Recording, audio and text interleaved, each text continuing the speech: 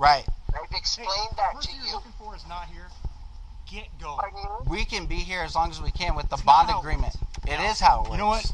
You know what I can do also is arrest people for trespassing, and you can deal That's with your not agent. how it works. You can deal with your agent. They of the signed court the bond bullshit later agreement. on. They're not here. That doesn't matter. They signed the bond agreement. Carol signed the bond agreement. Is the police there? Yep, PD's here. This is just us. And what? Who are you talking? I didn't know what. I'm driving. I'm Ubering. Okay, that's what I do.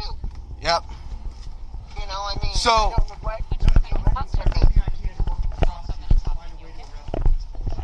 Alright? There's absolutely nothing illegal. 101. I will find a way. I guarantee There's you. nothing illegal that we are doing. It's time for you to leave. They signed the bond contract. The bond was revoked, right? The bond wasn't revoked. Just leave. You're harassing the shit out of these people. We have a job to do, and they have been in communications with them. We have evidence from the storage mart. They have showed us video footage. You have been here over and over and over and not And found we the have person you're a looking job for. to do. You have not found the person They here. signed the consent to Look somewhere search else. form. When they signed the bond application, Here's what I'm telling it's you. literally paragraph number Just 1. listen to what I'm telling you. But you are preventing me from doing my job. File a complaint. You know how to do that. I- Because I'm yeah, going to do the same absolutely. thing because I'm sick of your shit. There is you are absolutely a disgrace nothing that we are to doing all wrong. the people that do your There job is the right way. absolutely nothing that we are doing wrong. Time to leave. We are doing everything right by the book. Time to leave. We have every legal right to be here. They're not here. Why are you here right That now? doesn't matter. We They're are not sitting here. here Why having are a you here right conversation now? with the indemnitor who I have on the phone and him who has been in contact with our defendant. It's time for you to leave. I don't. So are you preventing me from doing my job? Leave. I need your badge number. I just told it to you. 101. Pay Okay, attention. I need a card. No, leave. You don't get a card. You see my name? I need a card. You don't need a card. Okay. I told you who I am. Sergeant Williams, what's Yes. your badge number? Mike Williams, 101. Time to leave. Fantastic.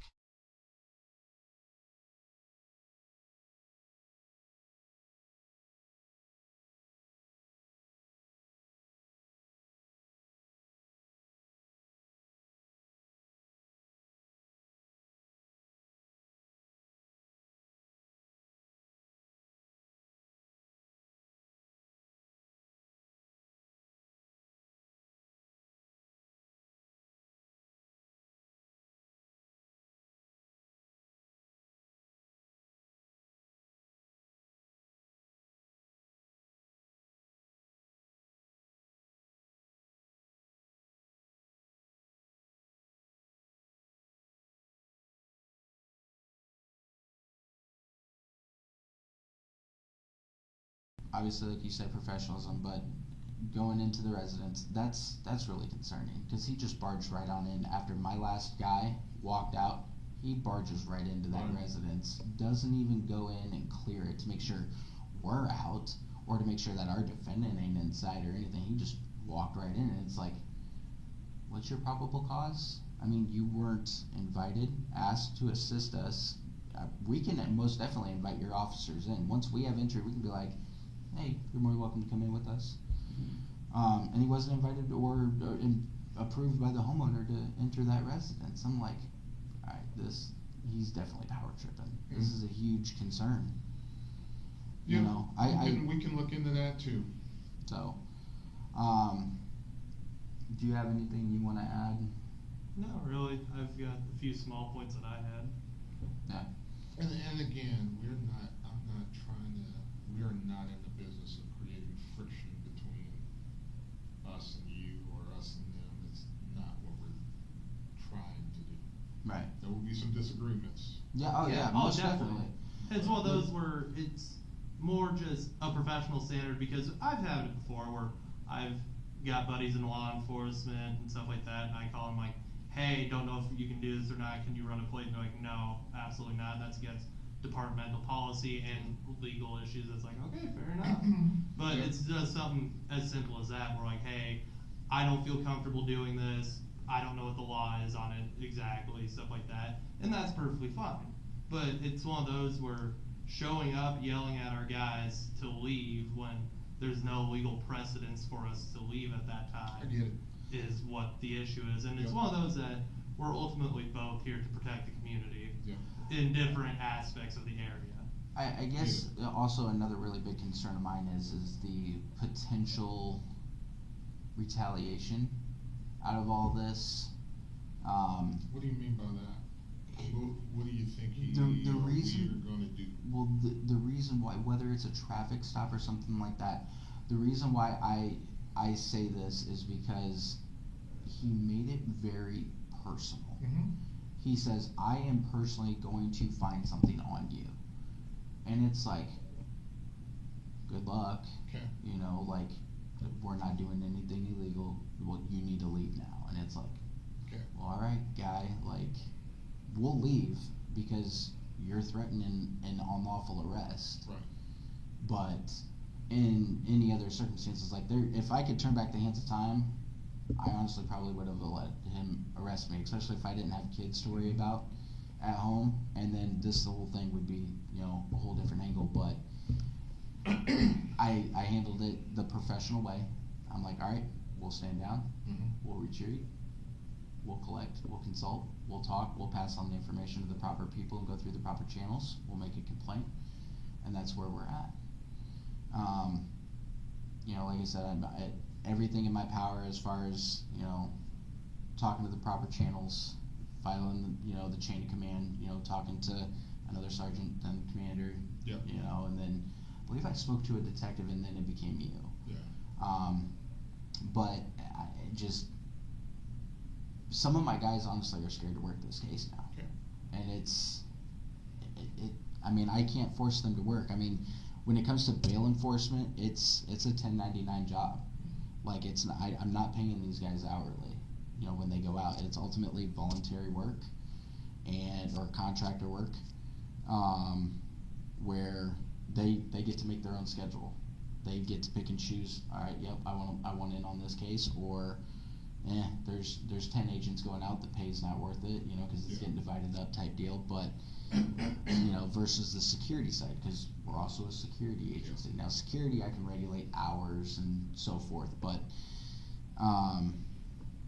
it just sucks because there are guys that have put in time, effort, money, and resources, and they're now potentially at a loss on this, along with the bonding company, because of the simple fact that they're scared of being unlawfully arrested.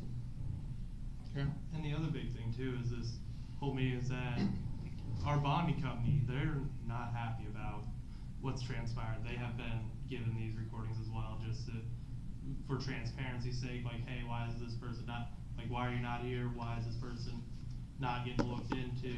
This is why, and they're losing out on money just like our agents are losing out on their money as well.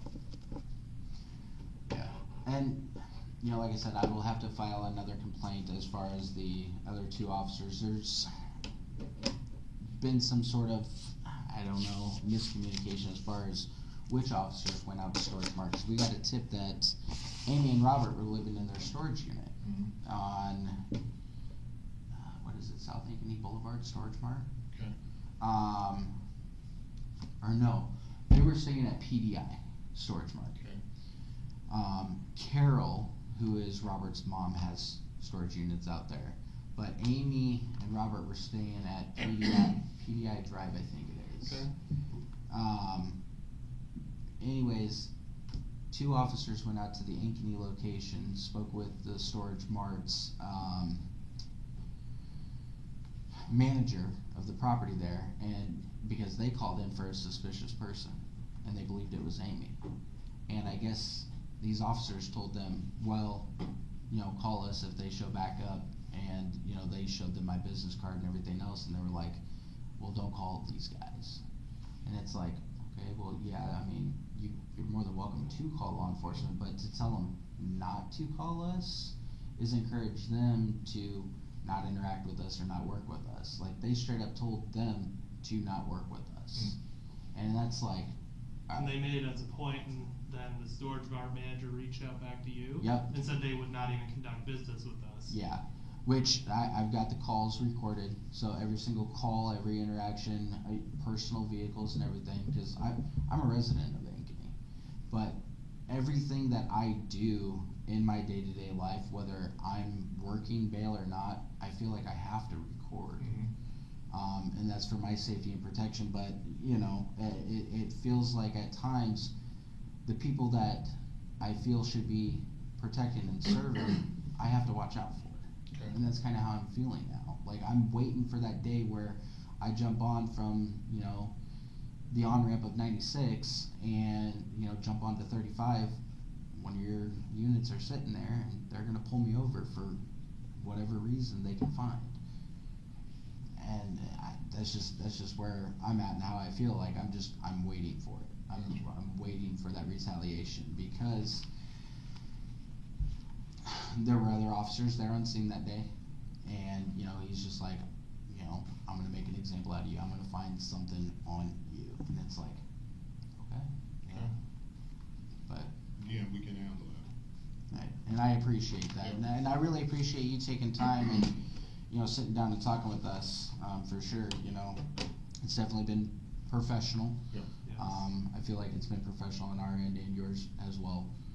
I really do hope that, in the long run, we have a better interaction with each other